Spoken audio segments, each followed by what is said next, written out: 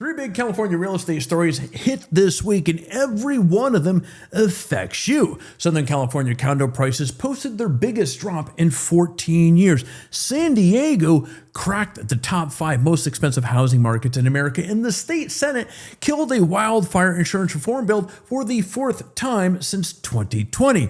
Let's break it down. Hi, I'm Alex Schultz, your go-to realtor for Orange County and Southern California with your Friday market update from livingincalifornia.com.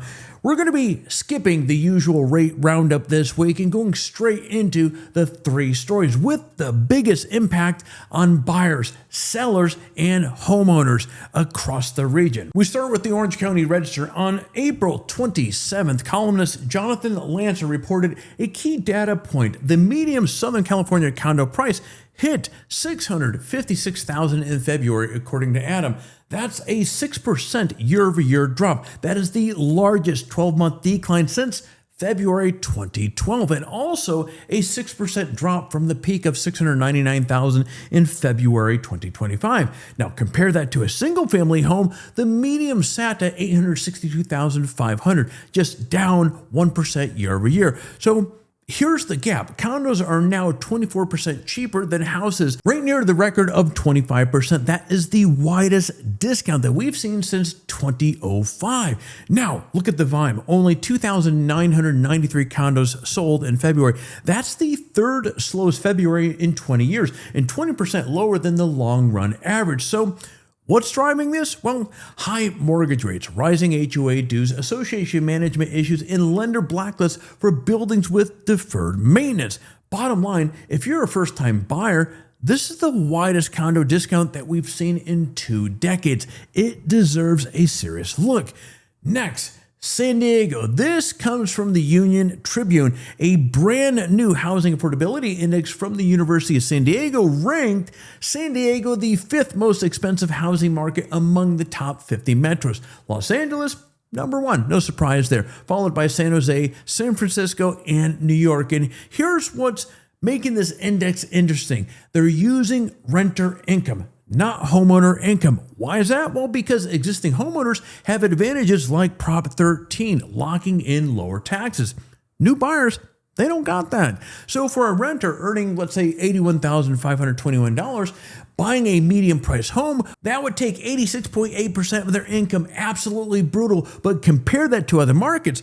Los Angeles, over 100%. San Jose, 98%. San Francisco, 91%. Now, there are some positives. Insurance, about 2.1% of income, much lower than Miami, for example. Utilities, 3.7%, lower than expected, thanks to the mild coastal weather. Now we shift to policy. The California Senate just voted down SB 1076, the Insurance Coverage for Fire-Safe Homes Act. That would have required insurers to offer coverage for fire-hardened homes starting in 2028. Now the vote, 3 in favor and 2 abstentions. But the abstentions, well, they count as no. So the bill failed by 1 vote. And this marks the 4th failed attempt since 2020. Now, the stakes, well, they are actually quite massive.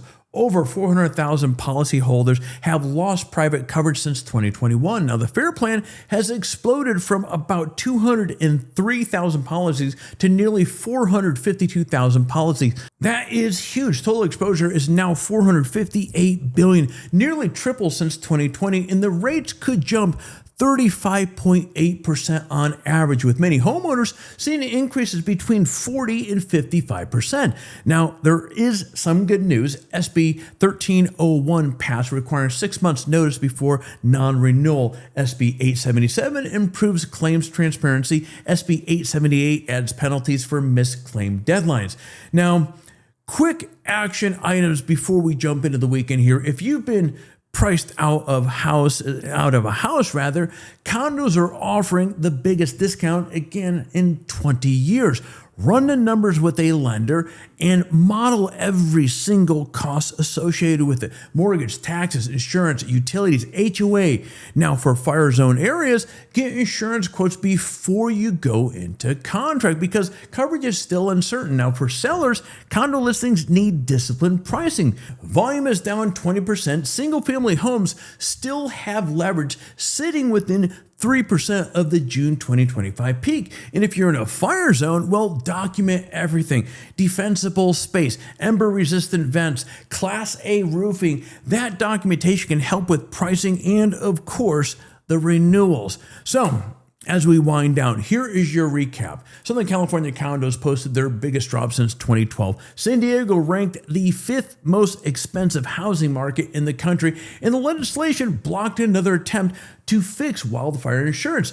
3 stories, 3 real impacts on your decisions this spring as we roll into summer. And if you're thinking about buying or selling in Orange County, or for that matter, anywhere in Southern California, reach out to me through livingincalifornia.com or text me directly with all my information down below. I work with first-time buyers, move-up sellers, investors, and out-of-state movers.